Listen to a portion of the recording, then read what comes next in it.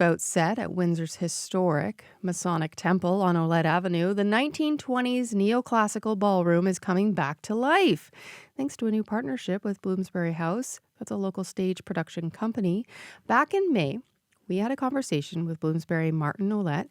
At that time, he expressed frustration over a lack of venue space for professional paid theater in Windsor. Now, that interview caught the ear of someone who was interested in responding to that gap.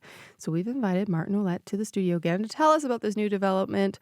Welcome back, Martin. Thank you very much, Amy. Who was listening that morning to your appeal and what happened? Well, our Ward 3 councillor, Ronaldo Agostino, reached out to me because I came on the radio talking about how there is a lack of performance venues in Windsor and more closing down, it seems, every couple months. And I was involved in the effort to revitalize the Jackson Park band shell, and that was another reason that we came on to speak. But then Ronaldo reached out to me and said that he had heard that the Masonic Temple Ballroom was looking for a new partnership to reopen as a cultural hub, which it used to be 20 years ago or so. People in the audience may remember that there were punk shows and all ages dances on the weekends and all sorts of events, including weddings, graduations, all sorts of things. And now that venue has been sitting basically unused for a couple decades, and they've brought my company in to bring it up to speed as a modern performance venue. Tell us about the venue, because we drive by it all the time, but many of us haven't been inside. It's an incredible building. It was built or completed in 1921 by Alfred Pennington, who is a local designer and architect. The building itself has two large lodge meeting rooms on the third floor, which are incredible pieces of architecture. If you ever have a chance, they do tours, so you can call the temple and arrange to come in and see all the rooms.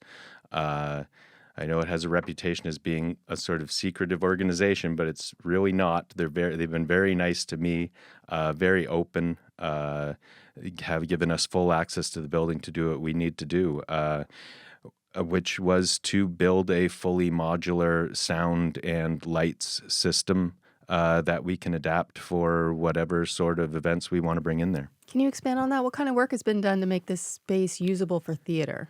Well, my company, up to this point, we've invested about $15,000 in audio and lights. So because it was built in 1921, it was originally designed solely for acoustic music. There was really no amplification at that time.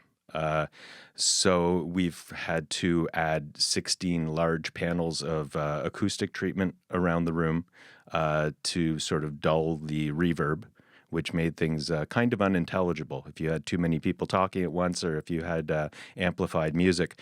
So now that that's done, it's made a huge difference, and we are 100% ready to go as a music venue. So on Saturday this week, on the 12th, we are having our opening night fundraiser, which has a really incredible lineup of local artists. We have a singer-songwriter component in the first act, which includes Chrissy Cochran, Andrew McLeod, Tim Swadling, and others. And then we have a sort of theater and opera rock component in the second act, which includes performers like Sam Bork, Elysia Tarian, soprano Amelia Daigle, and the band Bitters. How far do you think this venue will go to fill that gap for affordable and accessible space in the city? I think, speaking as an artist, if I were looking at it from outside, I would be thrilled about this, because we're also setting it up so that, and I want people to hear this, that arts groups and musicians can come in and use the building for no upfront fees. So we are setting it up so that we work on a ticket revenue split.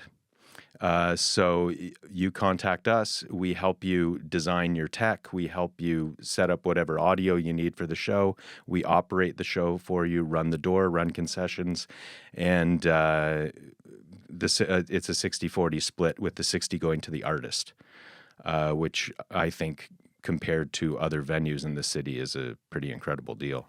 It sounds incredible on the surface. Who do you hope comes and uses the venue? What type of events? Well, as I say, right now we are fully set up for music, and I've been posting some pictures online as we've been getting our lighting up to speed, and I've been getting a lot of great response. I used to be in the music industry, and getting a lot of response from people who I worked with in the music industry who are bookers and tour operators from Toronto, from Vancouver. So we're hoping to get on the tour lists for, mid-major artists who are looking for a 400 capacity room, which did not exist in Windsor. Basically, up until this point, you could get up to about 80 or 100 capacity, and then the next up was the Walkerville or the Capitol, and you're talking 700 people. So we are hitting right in that middle range of capacity, and I think it's going to be really important. If listeners want to take a peek inside, you're hosting an event on Saturday. Yep. Tell us about that. So that's our Temple of Blooms, the Shindig of Destiny fundraiser. So in addition to the artists that I mentioned, we also will be having a silent auction with some incredible local art and signed books by local authors, lots of jewelry.